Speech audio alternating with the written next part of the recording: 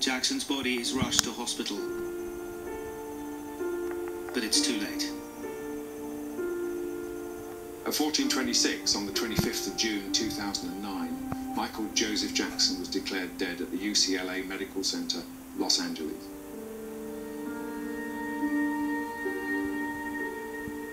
The autopsy report concludes that his cause of death was acute propofol intoxication, with a contributory factor in the death being benzodiazepines.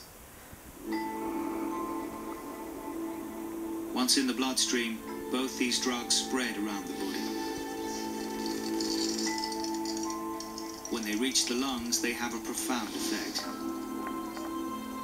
They slow the rate the lungs inflate and deflate, so critically decreasing their ability to oxygenate the body. And you've got to remember that Jackson had really bad lungs, and these things combined have caused the oxygen in his bloodstream to get to such a low level that his heart and his brain have stopped working, and he has died. 2 months after his death, the autopsy results were announced. The LA County coroner has ruled Michael Jackson's death a homicide. The prime suspect was Dr. Conrad Murray. He was tried for involuntary manslaughter. At the trial, the smoking gun was propofol. Conrad Murray states that he gave Jackson 25 milligrams of propofol at 10:40 a.m. And yet the toxicology report shows there was far more than that in Jackson's bloodstream when he died. So the question remains, how are we going to explain this discrepancy? Misplaced trust. In court, Murray claimed that this anomaly was not of his doing. He suggested it was all down to the other person in the room, Jackson himself.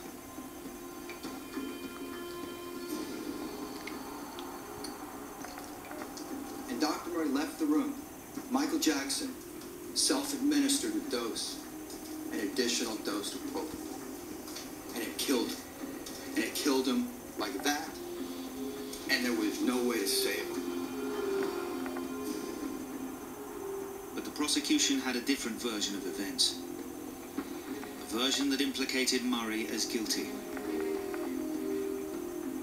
Conrad Murray's actions directly caused the death of Michael Jackson.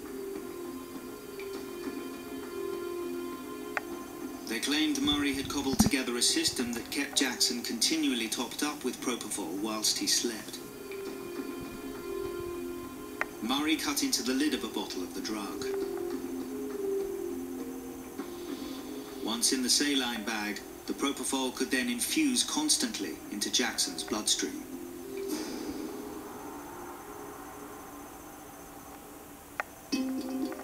Normally, saline coming down from the bag mixes with drugs injected at a port and washes them into the body. The prosecution maintained the drug was already mixed with the saline.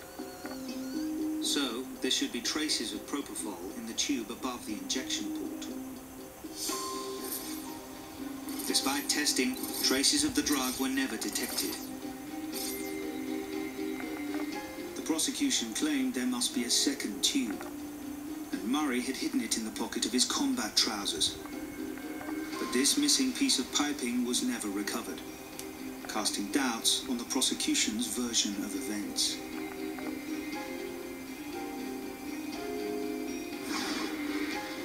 Yet this didn't sway the jury.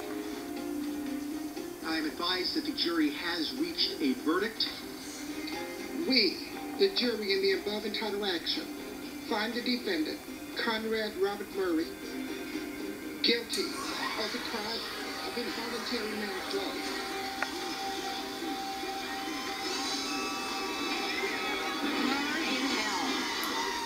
And the autopsy supports the court's verdict. Conrad Murray failed in his duty as a doctor. Propofol is a very powerful anaesthetic. There's a very fine line between its proper effects and causing death. In hospital, an anaesthesiologist would have the patient attached to numerous machines which would monitor pulse and blood pressure, carbon dioxide levels and oxygen levels. But investigators found no evidence of any medical monitors in the mansion. Murray was sentenced to 4 years in prison for killing the King of Pop.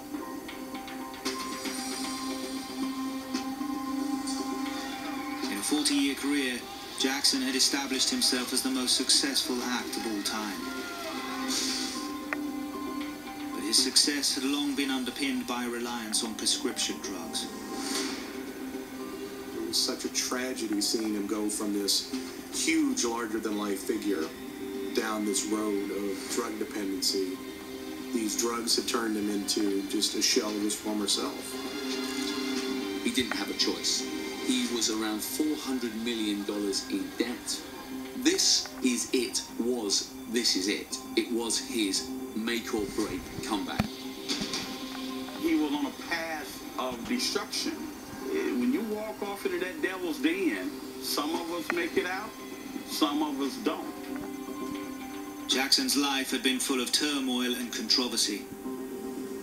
In Conrad Murray, he hired a doctor who ultimately failed him. From the moment they met, Michael's fate was sealed. Michael Jackson was a man with numerous physical and psychological problems, and to overcome these, he'd spiraled into drug dependence and addiction. He was using dangerous drugs in an untested manner.